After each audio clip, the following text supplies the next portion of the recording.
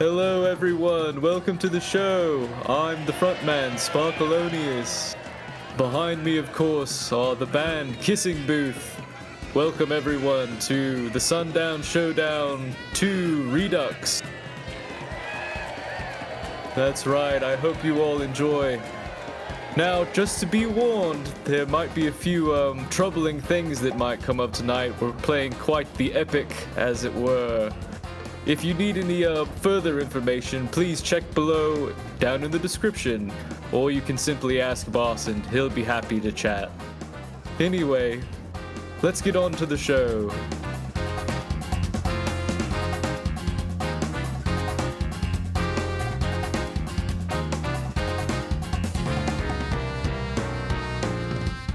Hello everybody, and welcome back to Dungeons, Drive-Ins, and Dice, A Wider World. I'm Em, and I play Haribo Tamagotchi, Changeling Artificer, not from this place.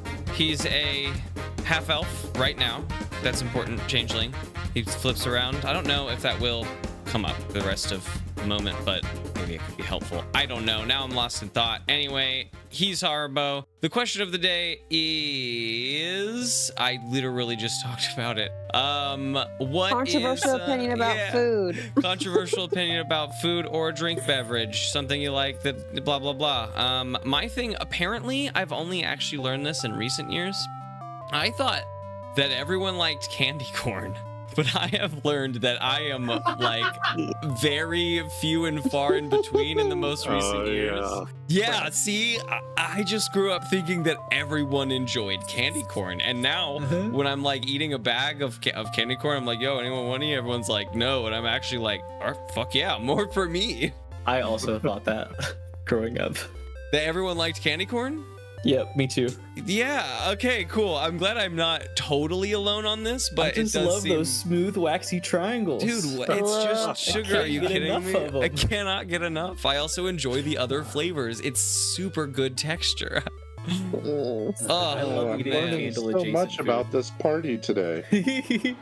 Dang, hello. such a good thing. My name is Lawrence, and I play the very stern, musical, gelatinous teacher, Sparkleoneous. My hot take about food is pineapple on pizza is good in one specific context. You have to have pepperoni, you have to have jalapenos. You need the oil, you need the spice in order for it to not overpower the pizza. Then it's pretty good. I actually don't like pineapple in any other context, so I guess that's also kind of a hot take. In any other context, that would actually be the hotter take. I really do not like pineapple. The only time I've had a good pineapple on a pizza was with Gabe, actually. We did pineapple, and even wilder to me, anchovy worked so fucking yeah. good. It's the oil. It was so good. I've heard Oil and tales. salt. Sardine? Stole my answer. Cut that. Cut that. Cut that. Yeah, that's not in the podcast. Sorry. My name is Grace, and I play Marjorie Ridgeback. Technically the cleric, but with necromancer tendencies. So maybe I'll kill you instead, but I'll bring you back. And my controversial opinion about food and or drink is, even though I come from a dairy farmer family, I'm not a big fan of cheese. I like it in specific situations. I like pizza. I like putting a little parm on my spaghetti. But don't give me nacho cheese. I don't really want spreadable cheese. Cream cheese. I'm not a big cheese girly. I'm not Quick good. question. What? When did our family farm dairy? On mom's side, great grandma generation in Wisconsin. Triple G had cows? Yes. Triple G grew up on a farm. That shouldn't surprise me. But yeah, I don't like mac and cheese unless I'm like outrageously stoned. I don't want cheese and crackers. I just am not a big cheese friend. Not even hard cheese? I like some hard cheese. I've learned that I like Gouda and I like Parm, but I'm not gonna get some cheddar and put it on a cracker or... Is maybe your vibe like fine cheeses, like from a wheel? I wouldn't know because I avoid cheese. I try like to. Cheese, heard, okay. Or milk. I'm never gonna go to the fridge and pour me a glass of milk. Not with a cookie, not with a brownie. That's just weird. I'm not gonna do it. I think it's gross. Dairy-free milk Cereal? quite a while ago. I put as little milk on my cereal as necessary, just enough to get the job done. I am also not going to drink the milk out of the bottom of the bowl. That's also gross. I gotta fully saturate those mini wheats. I let Also the cat drink it. gross. Both of those thoughts are wild. I'm really enjoying this question so far. And I'm Michael. I play Thaddeus Ofkoot, the Dwarven Fighter, and currently the roadie for the band. I won't touch the milk thing because I'm a huge milk fanatic. So my one food that everybody loves and I can't stand is chicken wings. Oh. That's just fiddly, too much bone, not enough meat. You're wasting my time with that. So boneless wings, great, because you can eat the whole thing. But Those are just bone-in, nuggets. yeah, and I'm okay with nuggets, but the little bone-in fiddly wings, I got no time for that. I also need, it has to be so particular if I'm gonna dive into a bowl of them, because one, I don't want 4 of them, I want like 40 of them, because if you're right, like I want like to consume them. And Yeah. 2, the moment that my hand is covered fully in the sauce, I won't ever look up from my plate again until it's empty and done, and then I can go wash my hands and like my face. I just won't look up. I'm not gonna make eye contact with anyone while I'm like this. Committed. I got to work my way But through. I'm not gonna clean my hands midway through because they're just gonna get messy again. I'm gonna finish this and I'm gonna not. This is my lonely time now. Aw, lonely time. And I'm Theodore Stringer, creator and controller of worlds, except for the immediate portion that the characters are affecting. I had my answer ready to go, and it was just ruthlessly stolen out from under me by my 2 very good friends who like to tell stories. Without Grace, you're talking about Grace and Mike, right? Yeah. Grace and Mike. How could you? How could you have known my pizza order? I know your pizza order. I said no, I don't want that because it's gross. No, I don't want that. Yeah. That's sort of, I like that it tastes good, and also I like that then I get a pizza to myself. Who wants a piece of the sardine? Plus, whoever the brave and the bold is that Okay. wants to try it, like that's a conversation in and of itself. Here we go. It's really good. Anyways, a couple other food hot takes. I cannot stand legumes whatsoever. I was poisoned by an adventurous family friend, and now I just can't and won't forever. Oh man, I had chicken wing talk. I am a monster. It's not really particularly a hot take, but it is a unique trait. I fastidiously and ravenously consume my chicken wings until they are shiny, picked clean bones. He's a It hyena. takes me a very long time. A hyena and I is the can right- usually only do gross. I don't crack the bones for the marrow. There's a limit. That's true. Yeah. But they are licked clean. Yes, human hyenas definitely have boundaries comparatively. We were raised by a chicken wing fiend. So I was pretty Dave and I know surprised. our way around a chicken wing. It's very, very clean. That being said, I was told at a seating of the chicken wing fiends that I should never ever take a girl to eat chicken wings any date until I had her locked down, basically. This is coming from my own mother. That doesn't surprise me in the least. Awesome. On that note. Anyways, Back dating to our advice from Mom. story.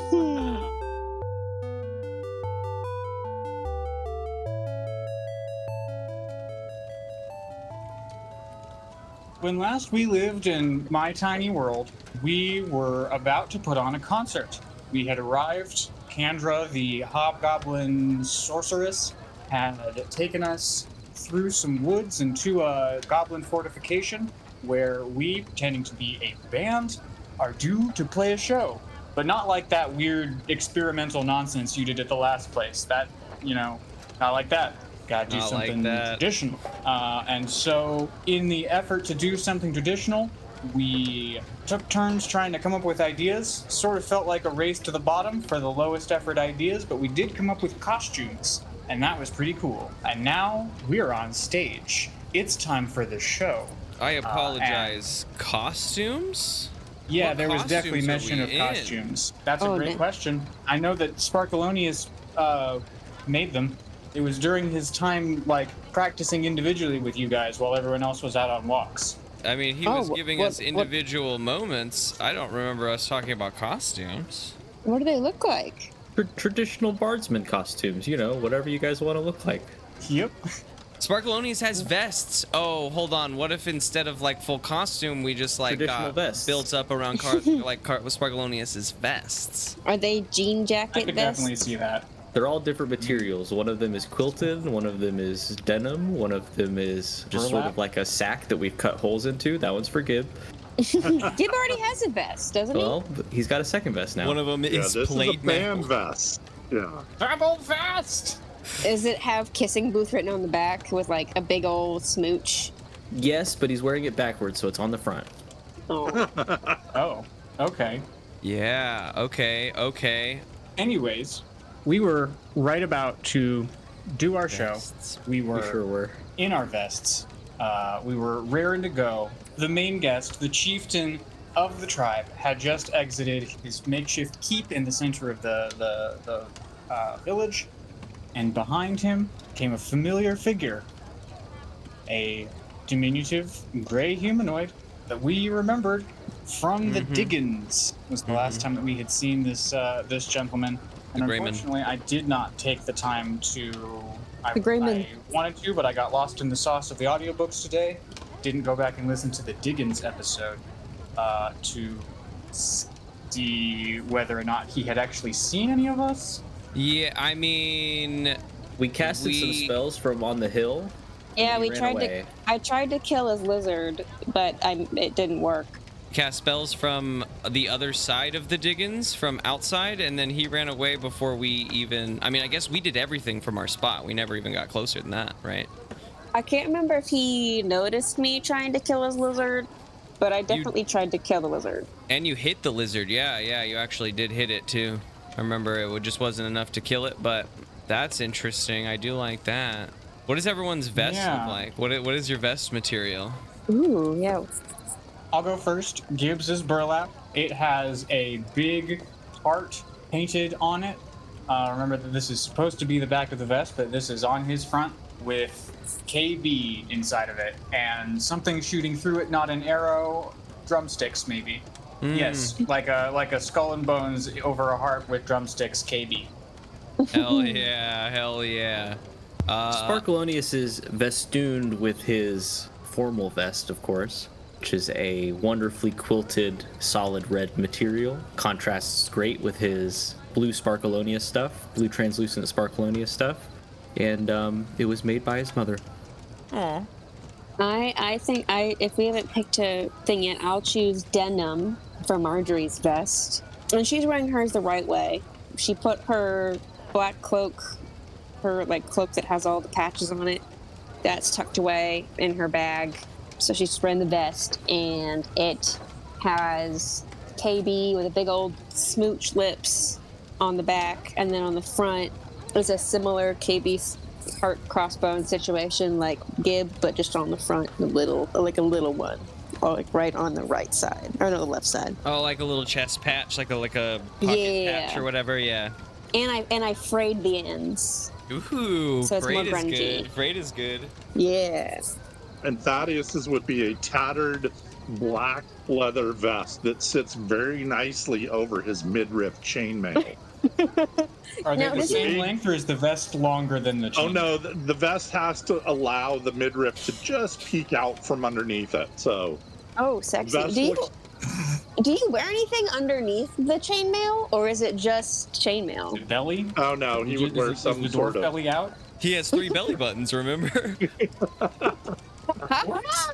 I think we made some joke about him. You asked like where he holds his height, and we like made a bunch of jokes about his belly button or his nipples or his neck. No normal spots. Yeah, you gotta wear something underneath the chainmail because the nipple chafing is bad. Oh, no But it is, of pasties. course- No pasties. Yeah, I in was the sort of spell thinking realm. pasties. Yeah, no. It's cut at the pasties. midriff, though, obviously. Yeah, That's gotta obviously. be- That's Haribo's next pasties. invention. Haribo, are there pasties in the universe you're from? You gotta make some for our man here. Of course, I could stop all of my research and work on pasties for Thaddeus. Oh man, Taking you a Haribo's. few months though. That's tough. That's a tough one. I would have to change all my goals, character stuff. It's hard. Pasties. Oh. Ooh, need a sticky. We said Velcro was cool, but pasties is different game. We got to do the body sticky anyway. Pasty. Velcro pasties. Haribo does do things different, huh? That is hardcore. That is how you do it bad. That is how you do it. We Bad. didn't know it any other way, though. You That's would know it's incredible. bad, but we would think it would be genius. Haribo would be like the whole time. Everyone would be like, "Thank you." I don't know if Thaddeus would think it was genius. The chafing is far worse, actually. I'm thinking there would be some very honest feedback. Haribo's vest is I don't know. He just got like a basic denim one and cut up a bunch of the other ones to make a bunch of patches to spell Kissing Booth on the back, or KB, not the full out Kissing Booth, but it's like a lot more patchwork and grunge than holes and stuff. It's the Perfect. patchwork Now the style, gray man yeah. can never recognize us. Yeah. Says Dang, the I should have only said Haribo made a ski plasmoid mask and everything. planet. But by Only costumes, plasmoid on the planet that we know of. we meant also masks, right, guys? Haha, aha, aha, ha. Oh yeah, I mean it goes nicely with the vest. I mean, Mine has a hood that covers my face entirely. I mean, do you want to do that? I don't think I would have thought of that because the but the Gib would Greyman be wouldn't so have been cute. It's there. true, you Little haven't seen the Greyman yet. The Greyman wouldn't have been there. These are just cool vests. Then you guys are all festooned in vests, and I think it's time to play our song. I don't remember the name of the goblin in particular, but the ballad of Gribbick insert the goblin Brave. name. Gribbick the Brave. I did know the Brave. I'm just curious about the chieftain. You said he's in resplendent armor. That I'll describe some other time. And I'm curious what kind of resplendent armor he's in. Yeah, what's he dressed up like? Yeah. What kind of, is it beautiful? Is it armor that like, is that loot? Is that good loot? You know? You know, folks, there That's are an M positives question. and negatives to having corded sessions. The positives is that the DM can remember things, and the negatives is that the players can remember things. Yeah, paint us a picture, painting man. Describe that for me. Describe that for me. It's sort of Iron Man vibes. It's red and gold. The portions of red, which are most of the chest piece and like the gauntlets and boots, some of that red, it could be rust, maybe. The gold is incredible. You know, actually give me either survival or whatever, like any crafting check. Oh, Is survival a crafting check? No, I'm it is good at not. survival. But if you have a proficiency in like artisan's tools, they might tell you something. Well, with my wonderful proficiency in the Tinkerer's tools, I got an 8. Is there something else any of us could? Is it just perception? You think? Could I? Survival. Oh, for okay. survival, that's a 19 from Thaddeus. That is also a 19 from Marjorie. Nice. Okay, let's see. Haribo, you know a medium amount about like smithing and stuff. And so you are like extra bowled away by these golden pieces. They're like the forearms and the shins, the extremities are golden. And you are blown away by the smooth curves and undulations of this armor. Like this looks like it took master craftsmanship to make. Marjorie, you know that these golden pieces are like a natural thing. This is the carapace of something. And Thaddeus, having gone on a walk in the woods, knows exactly what kind of carapace this armor came from. So Our cool. gentleman is decked out in fuzzy foot armor. In what? Fascinating. Fuzzyfoot spider carapace armor. Give it a goog. It's not Googable. We I made just this up. it was a Oh. last It was in the last session. episode. Yeah, last session. Oh, the Fuzzy spider, foot, the giant spiders. spider. Yeah. Got it. And Thaddeus, based on what you can see, you think that the plates that made this armor came from like the very final segments of its legs, because the others would have been too big to make arm pieces. Or from the spider, like the physical body of the spider. That's so cool. Yo. Okay. So there's cool. some resplendent armor. That's resplendent as fuck. Let's play a jam. I think I want Sparkleoneous to talk to me about the architecture of this song, and then we'll make checks, and then I really want to hear those lyrics. Yeah, so the song starts out pretty slow. We just get sort of the percussive beat. Everyone sort of comes in slowly as the song begins. You know, I've got sort of a tale. It's the story of Gibdar the Brave and some stuff that happens to him and his friends. Like all good stories, there's triumph, there's tragedy, there's fights, all kinds of things in there. Okay. As far as the music goes, we were chatting before, and we were curious. I don't think we set into stone what Gib is playing this time around. Did you make him that holder for his remaining goblets? I didn't have time to make him a holder, but I think we said that he could use like cymbals, like he could, because we're doing like a more percussive war style song. But I hated that idea. What about a wood block? He can play the wood block because you have different. I'm here for the cymbal. I just don't love the image of the loud character and the loud instrument. Like, that's not fun for me. But I am super down with the sound that a cymbal makes. We could give him the triangle. Conversely, the song does end with a goblin screech, and he does no goblin. And triangle will be good. Okay, Gib is triangle and backup singer.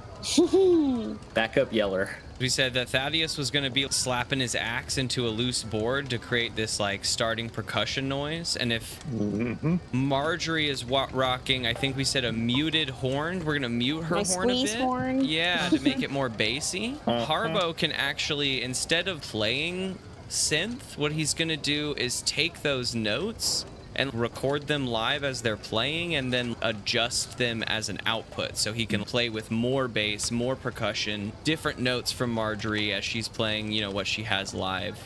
Okay, so Sparkleoneous is going to sample and live mix Marjorie's squeak horn Sparkleoneous to add another layer of squeak horn. And Thaddeus's percussion to like add the depth of layers. I don't think for an Odyssey like this that we want, you know, the synth and the glass harmonica. Like, I like the kind of simplifying of our instruments down, right? I think then I'm gonna give Gib back half a cymbal, just one side of it that he can use like mallets on. Cool. To just do like a little bit of like a hi-hat? Not a hi-hat, not like the sound that a hi-hat makes, but more like a gong, I guess. Is you know, if you're just hitting half of one side of the cymbal with those wrapped mallets. Yeah, I can't make the sound. My mic cuts it. Easy. I mean, I like a percussive. We have a little bit of horn work and a little bit of like lighter gong work. So nice. Yeah, it is definitely Sparkleoneous, or Lawrence was on the money with the whoosh, but like a gong. Yeah. Then let's get some performance checks out here. Here I go. I'm ready when everyone else is. Honestly, I don't mind the from the muted squeeze horn. Just take that as your note for the whole song. Yeah, that's the Yep. sound it makes. Awesome. Marjorie, what'd you get? It's a 14. Is that good? Haribo? Oh, mine's a 17. Thaddeus? Thaddeus completely surprises himself with how much he enjoys the bass beat because he's got a 19. Yes. These are some good-looking numbers. And Sparkleoneous. 25. Yes. Well, wait, we have advantage because we did do all this prep work. I know that they're good numbers, but like, what if? I did give you I rolled guys the same advantage. number, 25. Oh, okay. Let's see. I got one number lower, unfortunately. I'm gonna stick with the 19 because it went downhill from there. Yeah, I got a 2, so I'm gonna Thank God we didn't have disadvantage. This would have been horrible. What about Gib? What about Gib? Oh man. Wait, Bardic Inspiration for Gib, huh? Bardic Inspiration for Gib. Gib rolled a 15. Oh, Wow. yeah, Gib. I'm so proud. I don't have his stats in front of me, so I did just lower it to a 14 because like this is a charisma stat. I mean, he got a dirty you add one Bardic last time, so I Inspiration? know there's some minuses, right? Okay. Does anyone else want to give input on how this song plays before I just go for it? You guys rolled good numbers, so like you guys can have whatever you want as far as like the way that you guys play your instruments. There's a solo in the middle, and I rip it. Yeah, you rolled a Traditionally, 25. Of I course you do. traditionally rip it. Traditionally rip it. Is it more bugle sounding though? Because we're talking like traditional war song, right? Do you have a? Can you? I think I sing lute noises. I put Ludimus to shame. He's not here, but somewhere back at Decrum, he like sort of is looking out the window and just sighs. God damn, Aw. that's amazing. Where's the goblin screech come in? I'm assuming you had to practice this with Gib, right? I think it's at the very end of the song. I think the song ends with a goblin screech. You have to channel the sadness of the son who just lost his father after saving the whole village. It's a it's a tragedy. It's powerful and moving, but it's a tragedy. Love it. Yeah. Okay. Aw. I mean, I Noted. think that with good numbers now behind us, that Haribo is able to create this, like, it's a little bit more sort of like a whole group is doing this, like is doing this like almost stomp and clap style war music. Marjorie, Thaddeus. I think for me, just because I technically rolled the lowest number of our group, I think I'm focusing on not playing as much all the time, but making sure that when I do play, it's at the right moment. That it actually adds to the song. It's not just noise. Fun fact. That is almost word for word the same answer that you gave to my prompt, the last song that we. That's Yes, it is. okay. I You mean, know, I'm. Not predictable. Last time though, she said, imagine like what you think it's like, but it's better than that. And I was like, that's when I sent the message to everyone. I was like, we have to describe things just a little bit more because that gave me nothing as a listener. Imagine a squeeze horn, but then imagine I'm playing it better than you think. Better I than do. you think that you're imagining it. And I was like, oh, holy shit. No way. I think I was just a little too high at that point, so I was like, just imagine a That horn, was so funny. and I'm playing it. But instead, you had to come down on my Emperor Zombie reference. I mean, also though, that was a reference that I still didn't. I mean, once you showed me the picture, I was like, I might even be able to find the movie that's from without you telling me now. But I still like don't know. You know what I mean? I know nothing about that now, but the image. You know, it's still Emperor wouldn't Zombie, but wet. Really, any of the middle section of the Mummy. Oh, so he's like Is kind that a of mummy? tendony. Wet. The Mummy with Brendan Fraser. No, I Come know. on. I was asking if it looked like a mummy or what, because the last time I saw that movie, I might have been 10 years old. Oh, like, he's I'm not a- sorry. It was He's not a decades mummy. ago. He's not like mummified. He's in a loincloth, but he's like he's wet. It's like he doesn't have all his like skin on yet. He's got I like think the tendons. word they use in the and stuff. movie is juicy. Mummy from Mummy. Any of the ones where he's sort of green are what I'm imagining. So sort of Anyway. like his skin is like peeling and rotting off his bones, but it is still there to fill out his musculature, right? Yes. And Okay. in this case, Zogmoth has like a contraption inside of him as well. But we'll get to that whenever we encounter him in person. Thaddeus, how do you? Thaddeus, do you have anything? You know, like to- you imagined, but better. You've got. Yeah, you know, Thaddeus is giving a 1920s worth good, of- like, rhythmic war beat, like you would marching into battle.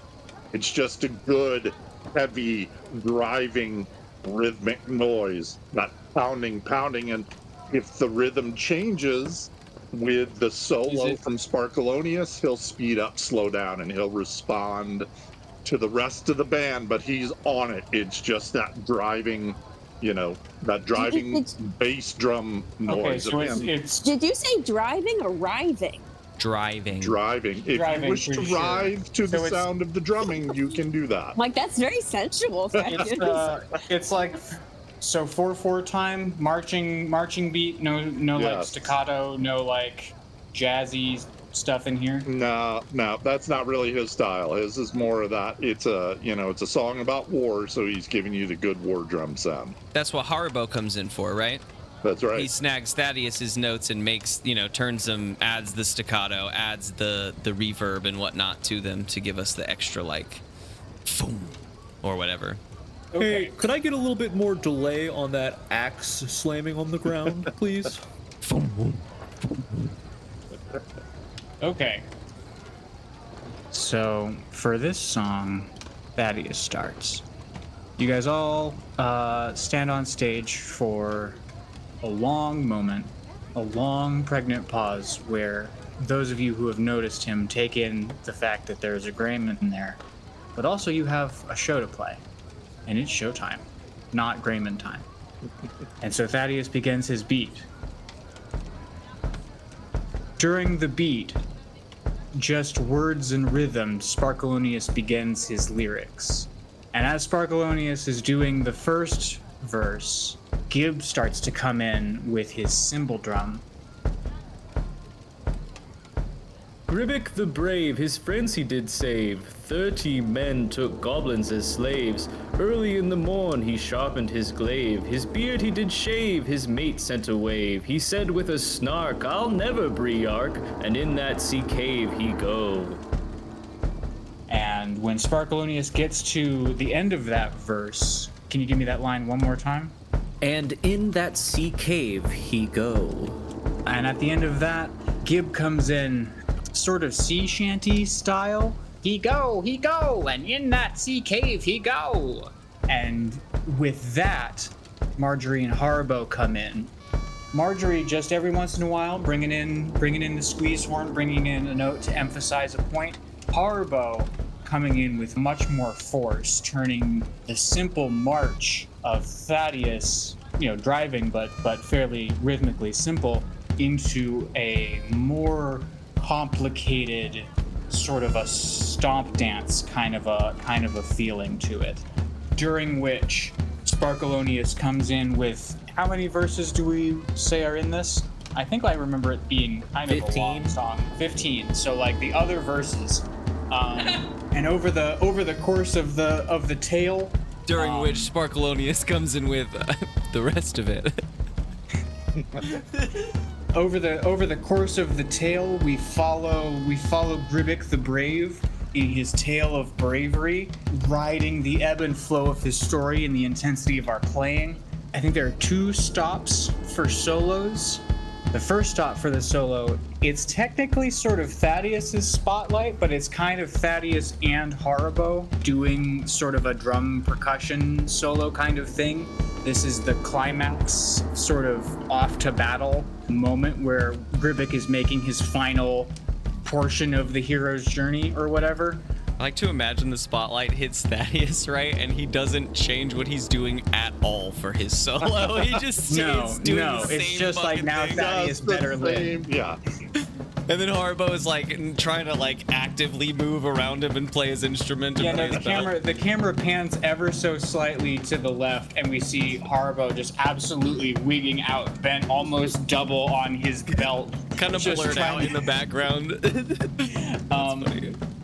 What is the arc of Gibidar's narrative? Is it like a happy song? Does he win? So what happens in the song, Gibdar, he goes into this sea cave and he has to essentially commit guerrilla warfare against these slavers. There's 30 of them and there's only one Gibdar, but by golly is Gibdar determined. It takes a while. It's probably, that's why it's so much song. There's a lot of things to cover, but he takes out 30 men at great cost to himself, and not a single goblin casualty happens until the final verse. I mean, this is a long song. This is 30 individual one-on-one anime style fights. We're talking 4 or 5 seasons at least. The man swings left and Gibdar goes right, and the man swings left and Gibdar goes right. I think the middle portion of the song is a lot like that. I think at some point the original bard that wrote the song got a little tired of that, and so the final scene is Gibdar taking on like 6 or 7 of the remaining guys all at once. And during that portion, that's when we get Sparkleoneous' solo. Sparkleoneous does sort of the like anime fight song of the Gibdar epic.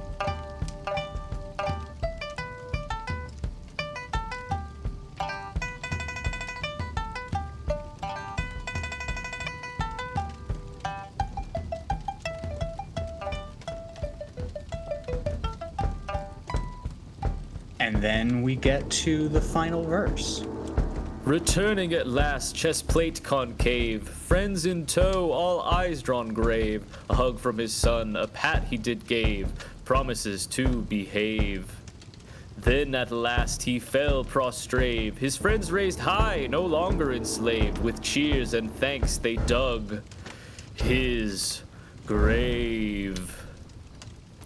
Thus was the tale of Gibdar the Brave.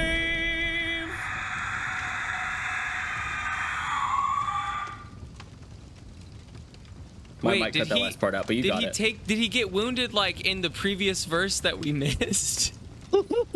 He takes a grave injury during the anime fight. Yeah, he Fuck. takes a hammer to the chest at some point. Oh, right, you did say, oh, chest concave. That's banging, dude. I'm into it. So good. Thank you. Literally. The ending was more moany than I thought. Wait, There's like a little Yeah, I mean, he breathiness wins, to but he it. dies. I'm stricken. Yeah. At some point, while the rest of you had been playing, Gib had gotten his hands on Kandra's hobgoblin overcoat, sort of a hooded outer garment that is fairly signifying of like being a hobgoblin. And so at the very end of the song, he rushes out with the coat on and the hood over his eyes, and he like crouches backwards and gives this screech. And there is silence from the audience. But you're not worried about this silence, because over the course of the song, they have been with you this whole journey. There have been hoots, there have been screeches during the various fight moments. I think during the solo, they are so moved that like a battle breaks out. Sort of an extra strength mosh pit type deal. Yeah. Anybody cry? I think after the tear, silence, Lord. after the silence, after the screech, there is a loud sniff from out in the darkness. And then the whole crowd just erupts. And like people throw big logs on the fire. So like there are booms of sparks as the crowd erupts, and like an increase of the light. So you can see this seeming sea of goblins dancing and hollering and weeping, many of them. Especially the older ones, the ones that may remember when the song was newer. Is this like a celebratory thing too? Like, is this a moment, would I be able to read the crowd to know if I should be like hype manning or if I should be like solemn? You know what I mean? I'm glad you asked that question, because I really was just seconds away from jumping in and going, anyway, I've been kissing Booth. Have a good night. I mean, really, like, that could be the follow-up, and I love that. Like, then maybe we party and we try to hide from, like, that's cool. I just, like, want to be sure. Like, I kind of, maybe an insight check on this crowd to see if it's, like, a celebratory end or if we should be solemn with them or something. I don't know. I have an answer, and my answer is not going to change based on your check, but I would love to have a number from you. Okay. 16 plus 3, 19. That's a good number. I'm This is a feeling the music. celebratory crowd. As far as the crowd goes, this is celebratory. There isn't really a mourning for a goblin that died well. Sure. So I anyway, think- I've been kissing Booth. Let's fucking party. Hype it, we're going crazy. Yeah. And you do. I think the other thing, because like 19's a good number, you see the chieftain in his resplendent hot rod armor. He's looking at you guys, and he doesn't look particularly celebratory. He looks more solemn than celebratory, but he gives like a stony-faced approving nod. Oh, okay, cool. Gray man? If I can stand over. You don't see him. You don't see him in this crowd, but everyone's on their feet, and he's not very tall. But he's not next to the dude anymore. He's not next to the. Nope. Okay. He didn't get his own chair. The chief has his own chair, but there was not a special chair for him to sit in. I can't say that you guys were lost in the sauce with this song. Sure. I don't. You guys got really good numbers, but like not so superb that I'm gonna let you guys also watch the crowd. Oh no. That's totally cool. I want to now, like, while we're taking in this crowd with the cheers and applause and whatnot, I want to, whisper to my crew in between to keep an eye out for the Greyman, right? I don't see him next to the chieftain. Things are crazy, but we should keep an eye out. Bleep a guy out for the who, man? No! I said! Never mind! Yes! Get a waiter!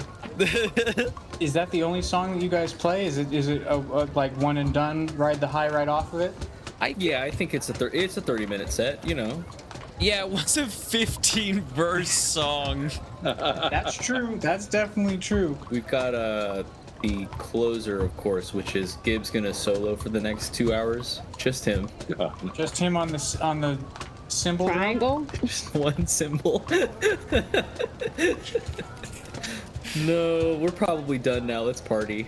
I mean, Oh, we're hold on, exhausted, hold on. right? We put it all out there. Okay. So the way that the scene is going, it is now party time.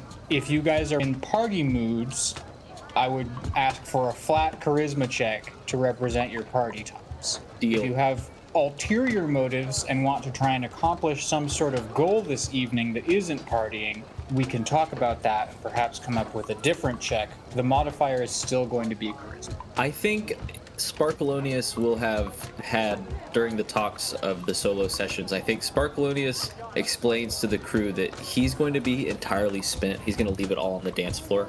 So if there's any ulterior motives, he can be a distraction, but I don't think he's going to be able to think about anything else other than how fucking well he killed it. We're gonna get drunk, Sparkleoneous. I mean, we'll see how many bottles he gets thrown at him. Any way that he'll drink? Drunkalonious is good. I got an 18 for my distraction check. Okay. Drunkalonious wanted you. Throw me another bottle. Hard as you can. Come on then. Yeah, I think once the goblins realize that they can throw bottles at you, it's just going to be Bottle it's gonna be City. hell. Target It's gonna be practice hell. all night. That's why he's so drunk. We're gonna find out. We're gonna Yeah, find you out can if class throw- boys get hungover. Not just bottles. You can throw anything. I'll eat a chair. That's fine. At some point, that's the party Things trick, get right? even Someone tries to bring a crazier thing to once they find Sparkleoneous. that out. It's like darts, but the board is jelly. The crowd, every now and then, everyone just hears like a yes from across the crowd as he's like eating something new. So I have an 18 from Sparkleoneous. Flat party check. Haribo is going to do his drink nursing with his really shitty auto translator whenever it's necessary to talk to extra folk. He is going to try to act the party and get extra information on these goblins. When they came through, how long ago, any extra information that we could, glean about the mountain along the way, etc. I'm feeling the party persuasion then. Cool. Love it. Love it. I'd also want to keep my eye out for the Greyman throughout the evening. He's on my mind, no doubt. That persuasion check is going to be a 9. Okay. Thaddeus is gonna mingle through the party, but his focus, much like Haribo's, is gonna be where the hell's the Greyman. All right. Then I think flat perception with a charisma modifier. All right, let's go for a 12. Noted. And Marjorie? I think I'm going to be on Gib duty. Since last time there was a drinking party, it was kind of Noodles all the way to the top. So I'm going to be kind of monitoring Gib's alcohol consumption and overall scamp activity. Someone's got to babysit Gib every party. God bless you, Marjorie. All right. All right. Then I think also perception. Okay. That is a what is my plus 3? That is a 16. Is that using your charisma modifier? No. I mean, yeah. My bonus. So what you roll plus your charisma modifier plus 2 because you have perception. Because he's doing something more particular with the Yeah. party. Oh yeah. 3 plus 3. Yeah. So yeah, that got a 13 plus 3, 16. Nice. All right. And I have Gibbs roll. There it is. Oh, Gib. Okay. Let's see. Sparkleoneous, you have a fantastic time. You are the wholesale hero of this party, as the Yeah. lead singer and also the trumpet soloist. Folks are coming to congratulate you. Folks are asking you questions that it's too loud to hear them and too loud to answer them. People are offering you drinks, and over the course of that, they find out how best to serve you drinks, and then they find out how best to serve you literally anything they can pick up off of the ground. This is quite the time for you because the goblins don't know how to wait their turns, so you are having multiple things lobbed at you at once. With an 18, you handle it pretty okay. I think that you're gonna have a bad time later, but you're not having a bad time now. Perfect. That sounds like every party I've ever been to. That was gonna be my question: is Sparkleoneous has Sparkleoneous? Does he have like a tolerance, or is he gonna get fucked up? You know, I'm just curious. I think Sparkleoneous has had many a night like this. Not terribly often, but Sparkleoneous can hold it. You know, he's got that full hero attitude. He is technically a rock star. He's had nights like this before. Okay. Yeah, Sparkleoneous rolled an 18 in his element. The real problem is going to be how Barson feels in the morning. Yeah, we haven't talked about. I should roll Barson a party check. Yeah, Barson's going to be involved. no one babysat and, Barson. It went really well, so... Okay. Barson has way more charisma than Gib does, so. Wait, does that mean nobody's watching our stuff? People are bringing Barson drinks. That's his favorite method. No one is watching your stuff, but your stuff is all in the sorceress hut. Oh, right. Okay, so Sparkleoneous is doing that. Good eye though. Haribo, you are mingling. You are attempting to learn some stuff. I think with a 9, you do learn some stuff, but also the vibe of the party kind of goes to your head. So you party perhaps a little bit harder than maybe you wanted to when you had the intention of learning some things. You do learn some things, however. You learn... Oh, you know what it is? I said I was nursing one drink all night long, but they, when I'm not looking, just keep filling it back up. And so I think that I'm nursing just one drink, but it's been like as many as Sparkleoneous or whatever. Like I get, I party. I'm here for that. I think that is a fantastic. Like the goblins are super attentive, and you're not particularly. Mm-hmm. And they don't know. They don't think they're slipping me a No, drink. they're like they think they're being they're cool, trying to be good. They're trying to be good party And I'm like, hosts. whoa! I thought I took and you a know drink what? They already. kind but of I are. didn't. Yeah, they are. They're fantastic. Yeah. You manage to find, because like the luck of the drunk is always there, you manage to run into in the crowd the goblin that you saw last session, the one that had the particular piece of jewelry. Armband or something, yeah. And you manage to talk to him and like strike up a good conversation with him that the next day you don't remember all of. But you do remember that the troop of goblins with which he traded this item were sent further into the interior. I know. When I wake up, I nod to myself. I already knew that. Nice to have confirmation, but No, but I know, bet no, I no, asked yeah. him better questions. Yeah, while I was could have drunk, done and I so bet I much got the better. answers too. I could have swore I just had one drink. Like, what the fuck was in that drink? You know, I'll had let one drink somewhere for further 4 down the line. hours.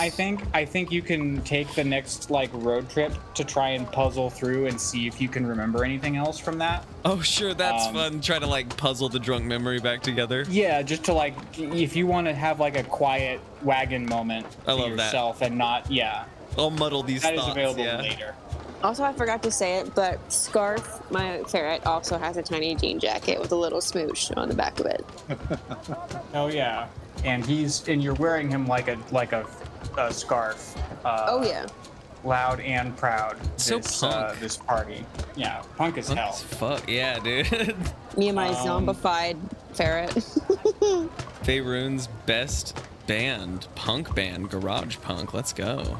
Thaddeus, you were looking for the Greyman, and you rolled Yes. a 12, correct? Yes. I don't think you see the Greyman either. Yeah. You do, though. Your sort of revels. Do you drink? Do you party? Oh yeah. He's a with a dwarf. 12, he's gonna you know. drink. He's not looking to lose his mind this evening, but yeah, he will take a tankard when offered. Oh yeah, he's a dwarf. What? Yeah, he said. I do appreciate that response. Who you do run into, Thaddeus, is the chief of the Goblin tribe. In comparison to like a night at the bar in Decrum, Like, where is this for you? Are you more or less intoxicated than going to Sylvanas with the Horde? He's probably a little more worried than a night out with his gambling buddies because he knows that he's looking for the Gray Man. So he's probably a little more reserved than he would be on his home turf. Okay. Then in that case, you Always the bodyguard. Indeed. never the body. That's a fact. Yeah, actually, yeah. Yeah, never mind. So you run into the Goblin Chief, and I think that the two of you strike up a fairly friendly conversation over the battles that you've seen, the various. It starts with a compliment to your rhythm that it really it brought back for him the war drums of his youth. And, the two of you wind up having a conversation about the battles you engaged in when you were young. Fortunately, you never... That chat. The two of you never specifically found yourselves on the opposite sides of a battle. You may have been on the opposite sides of a conflict a time or two, and that's actually, in this particular moment and context, kind of funny. You find the two of you laughing about the fact that you were on opposite sides of a war, but never in a battle against each other. And I think with that realization comes just the barest hint of a challenge. Ooh, really? But it would be up to you to accept it. If you ever wanted to do a duel, do a fight, he's down for it. He respects you as a warrior and a beat master. And he would be interested to test your mettle in the arts for which you're both trained. I can't turn that down. I think we're no longer looking for the Gray Man. That warrior bond is, I can't back away from that. The conversation was too good. I love that. Sounds like a drunken arm wrestle. Mm-hmm. This is an agreement that you guys make while drunk that you will have to honor while sober. Excellent. Yeah, no, this is a, tomorrow morning or whatever, this is a before you leave. No, we should not be making more events here, Mike. We need to leave the Gray Man behind us. I mean, if you your instinct is to fight. If you want to fight tonight, then, I'm more responding to the story than telling him anything. Is it a fight or is it an arm wrestle? Is it a thumb war? Is it a leg wrestle? It is the challenge of skill between two warriors to be mutually agreed upon. He'll find out when he shows up and the Lord is like, well, obviously this is what we're doing. I mean, I think you guys are on a wavelength. I don't want to give too much to a 12, but also this feels very much the vibe of the party, that a 12 would be potential trouble later, but a good time now. So I think it's an honorable fight that's agreed upon until one of you yields. I love it. Yeah. I love it. I think you guys shake and you feel a strange sensation as you are shaking hands with this hobgoblin, a full head and a half taller than you are. That it does feel honorable. It's strange. There's no way this could go badly. Not at all. We'll see. Partying drunk is fun. Having to follow up sober is a different game. Because he could always be like, well, you remember, you promised last night it would be a fight to the death. Don't you remember? You told me I could kill you last night. I know it was a 12. I'm just if I won. Also, you I want to promised point to out, fight with your fists, and I have my sword. Yeah, you promised. So now we come to Marjorie and the side characters. Barson has come to drink with Marjorie and Gib. Oh. Barson likes Gib. I mean, Barson likes the whole party at this point. Marjorie, you feel like you can see Gib at all points of this party. Though, at every point that you do see Gib, or make a conscious Gib check, there he is. He does seem like he is having perhaps too good of a time with the other goblins. They do seem to be handing him a beverage or partying with him every time you look over at him. Is this necessarily a problem? I don't know. I mean, when I'm looking over, is he doing problematic things? What's that mean? I mean, like things that would get our party into trouble, as in like Throwing up low-key gang signs. revealing that we're not a band, or Yeah, we're just some party from Dackram. You I guys mean, seen at a this bunch point, of I goblins? think that as far as Gib goes, you've probably been a band for longer than you haven't at this point. So I don't know that Gib quite knows what the story is. that's fair. Point. I don't know that you guys have like sat him down and explained the situation with the goblins. He gets what's happening with the kobolds, and you guys, you're gonna come back after this trip and train them to be warriors and do Shakespeare. But like we got to take care of whatever this is first. And Marjorie says we're doing this, so we're doing this. I guess that's fair. I mean, I feel like we, didn't hit Sparkleoneous it in the one-on-one, you narrative. let him know. but- Oh, okay. Well, Yeah, I was Man. gonna say, like, I feel like we had like 10 days. I mean, now we just talked about 10 days to like on the road to like chat about it in between, in the off camera. I feel like Gib should know what the party knows, okay. On a scale of 1 to 10, how lit is Gib? From what I can tell. Scale of 1 to Sparkleoneous is more like it. Yeah. Sparkleoneous has got a ladder inside of him right now. He's Is it chugging sticking out of the top of technically. his head? Yep. Is it Everyone's vertical? chanting chug, Is it chug, vertical chug. Or is it Yep. horizontal? It is. and he's It's like, vertical. It's vertical, and he is chugging the ladder. Like Yeah, it he is. slowly, but as quick as he can manage, sinking down into him as the bottom is. That's so good. Oh my god. You're doing this as fast as you can, Sparkleoneous. How quickly does the top of the ladder get to you? Oh, it's gonna take a while. People stop. Okay. See, people stop yelling chug after about 2 or 3 minutes. 2 or 3 out of how many, though? I'll probably have it in me for like the next 25. gross. Just walking around the party with a ladder. That feels sticking like out the top of me. last thing they throw. That kind of like stalls the. That might, yeah, that might take train. the wind out of their sails. But there is a guy climbing on top of it. That's fun. He's got a flag and he's waving it, even if it's just a strip of fabric. That's awesome. He's having a great time and doesn't notice that the rest of the crowd has like dispersed and that he's just up there with his flag. But that's okay. I think that when Far away. Chug, chug. Oh, Yeah. Oh, okay. yeah, no, he's like waving the flag and still shouting chug, and then by the time he gets down to the bottom, everyone else is sort of dispersed, but you and him have like a good heart to heart in the party. Hey, so here in about 5 minutes you're gonna want to step off. You don't want to find yourself inside of me. Hiccup! And Sparkleoneous hiccups with his whole body. That very nearly shakes him right off. Marjorie, you keep a pretty good eye on Gib. You keep an eye on him. You watch him party it up with various goblins. He has more affinity with the goblins than the hobgoblins, I would say.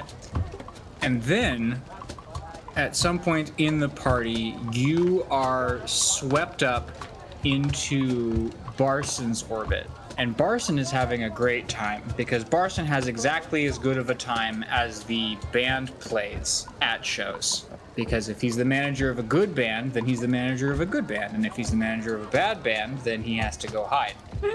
But he's the manager of a good band tonight. And so he is surrounded by goblins and hobgoblins asking him questions and congratulating him and giving him drinks. He is wheeling and dealing, and as you are swept up into his orbit, he is pressing you to sign autographs and answer questions about how the band functions. Oh And no. You rolled a 16, so like So, what's you are Sparkleoneous really like? Is he always made of that stuff? As far as I know, yeah. Sometimes he's inside a pot, and that's weird. I bet that's where he writes his songs. scattered agreement muttering from the crowd. He sequesters himself in the pot. He likes to And then they stew all on start it. shouting, "The pot! The pot!" That was a very good joke. Thanks. I didn't hear it. I said he likes to stew on it. Damn, that was a good joke. It's so much funnier the second time, I gotta say. That's good. That's whip smart faster than I could keep up. Thank you. It's probably the pills. The drugs. The drugs, they grease my wheels. They really help. They give me power. Oh man. Yeah, no content warning on this episode. Yeah, no drugs were abused. These were prescribed. I am using them appropriately, the correct dosage at the correct time. I'm just a lightweight when it comes to Oxycontin, I guess. I don't know. Leave that in. Oh, so good. You heard it here first, kids. Drugs are great, but only with a prescription. Only if you're a Talk to lightweight. your doctor about drugs. I'm not wrong. I'm crying. Oh my god. I'm sorry, Mike, but I found your laugh the funniest thing so far.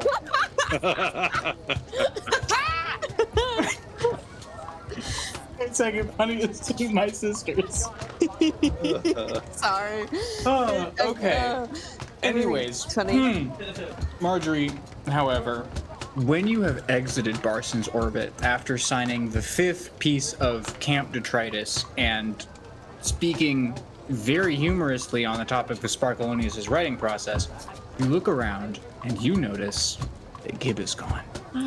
What? I specifically said I was keeping an eye on him.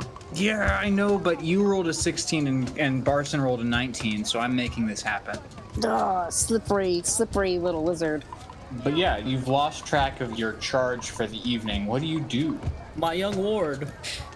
Is there a way to tap into my... You can look for him, or you can go and alert a party member, or you can do something that I haven't thought of. You said Well, tap into I mean, your we have some kind of bond, right? Because I brought him back from the dead. Oh, okay. You want to try and like... Is there a Gibdar? Is there a Gibdar I can tap into? I don't have like a... I don't want to turn undead. I want to call undead. Yeah. Ring, ring, ring. Gibdar is a wild thing to say. I just want to point out.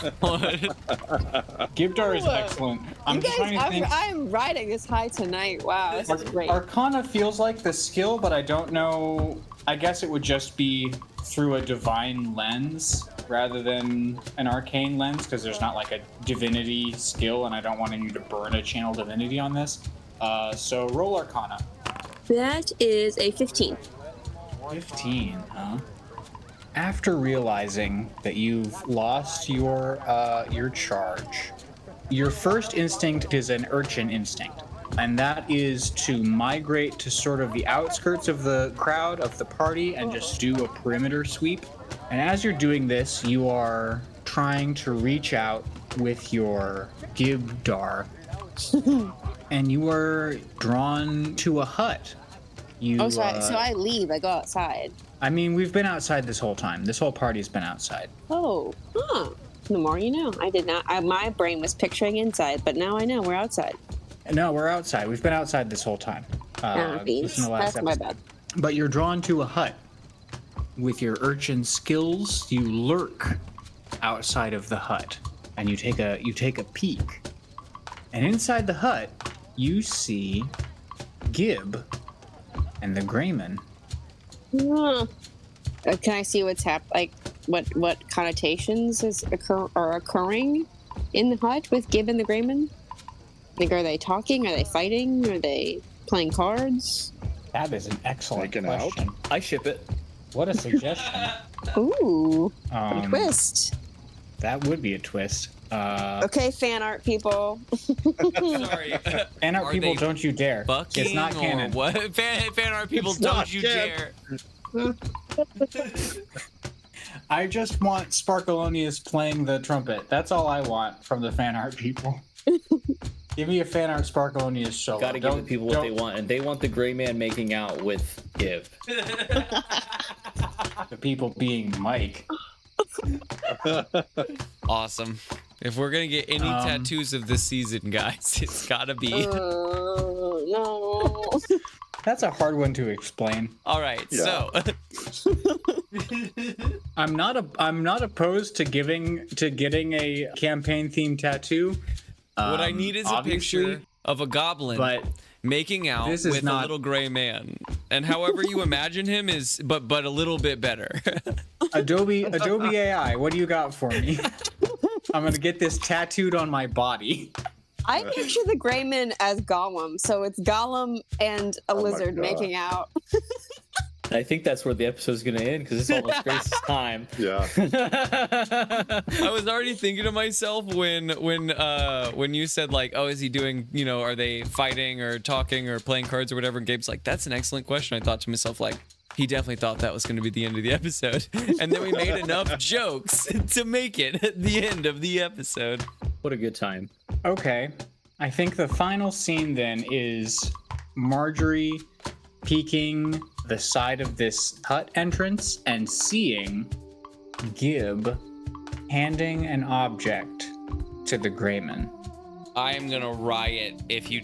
I'm going to riot. Don't you What? take my minion from me. Don't you do this. I'm going to riot. That's our Want him boy. back, God damn it. We worked for that boy. We brought it back to life. My son, my boy. Yeah, I think you got a 16 party check. You see what the object is. You got a 16 party check. If you recall from the cave episode where we had the cave fight with Iron Bones, I believe that there was an obsidian horned little sculpture that was recovered. Something on that order? Yeah, I vaguely remember that. I think I recovered that though. When he picked your pocket with the little lizard hands. Oh, that little motherfucker. That's my item. That's one item on my character sheet that I didn't remember until you said it out loud was on there, but I'm actually pretty sure I have that one written down. Well, I guess you can cross it out. Yeah, you can strike that one right out because you left it in the Obsidian reflective black statue with ram's horns. Fuck you, Gib. He gibbed it, man. You got gibbed. You got gibbed. It's impossible to not be gibbed every once in a while. It's in his nature. Gibb's gotta give, man. Yeah, so yeah, you see the both of them sort of nod in agreement, and this statuette is passed from one to the other. Final scene of the episode, Marjorie, do you do anything or do you just take this information in? Oh, I'm definitely just taking the information in. Can I roll for more details, or is that it? What would you want to know? Is Gib doing this under duress? Is there like a spell, or is Gib just being a little scamp, a little fiend, and I guess stabbing us in the back? Is there any way to tell if stabbing us in the back is different from being a little scamp? I want to be clear. I'm evil, technically, all right? Yeah, I'm evil. I'll stab you in the front. I'll look you in the eyes and do it, man. I guess is there any way to tell if he's doing it of his own free will, or if there's some kind of, if Greyman is using his Greyman powers? His Greyman powers. Give me an Arcana roll. See if he's charmed.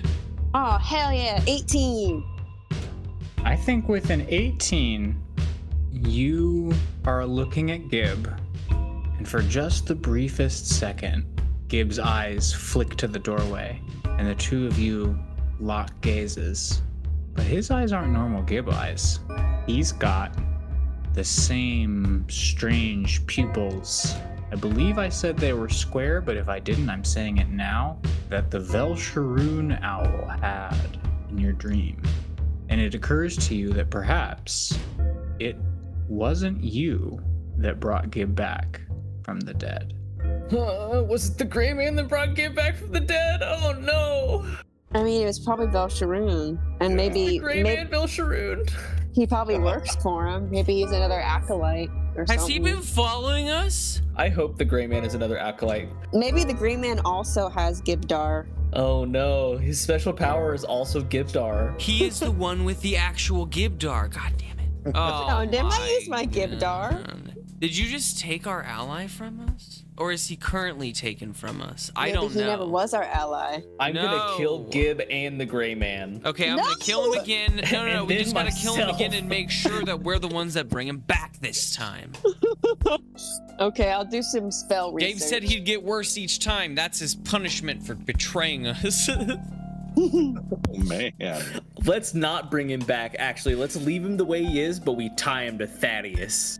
Oh, you're right. We Yeah. have the baby Bjorn. That's a better. That's a right. better Back in the resolution. Bjorn, Gib. Square-eyed traitor. Hey, we don't know all the deets. Not yet. Big thanks to everyone for listening to this episode of Dungeons, Drive-Ins, and Dice, A Wider World, DM'd by Theodore Stringer. The players this season are Lawrence Jennings as Sparkleoneous, Grace Stringer as Marjorie Ridgeback, Mike Harrison as Thaddeus Ofkoot, and myself, M. Williams as Haribo Tamagotchi. Quick apologies for the delay in episodes as of late. I've also begun composing a good portion of the music in the background as well, and the learning curve has been steep, but episodes will return to their regular bi-weekly releases again here now that I've learned some quicker and less, well, mentally taxing methods of making the sonic experiences that I crave so much. Anyway, thanks for your patience. You can support this podcast directly by becoming a member of our Patreon. The URL is patreon.com/ddadpodcast. Next episode comes out October 17th, folks. We will see you then. Leave that in. I won't. I actually won't. Did we lose Gabe? Did we lose Gib? Did Gib die? The Gibman? Did Gib break a symbol? That's why Maybe he's only Gib, got one. Gib disconnected him from the router. Yeah. Maybe he did so well. Mischievous Gib. You know what? I think this is Gabe's way of saying we can DM the adventure from now on. We were so fucking This is good. a- We knocked the socks off them. It's so So- good the gray man actually gave up and joined our team and told us all the stuff that we'll have to wait till Gabe comes back to let us know what that stuff is, but he really enjoyed our show. He says, I've got 100,000 gold in my pocket for each of you. For each of you. Woohoo! God, little gold man more like. Let's go.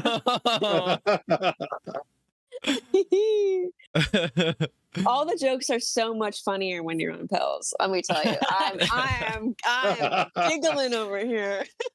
Leave that in. Leave that in.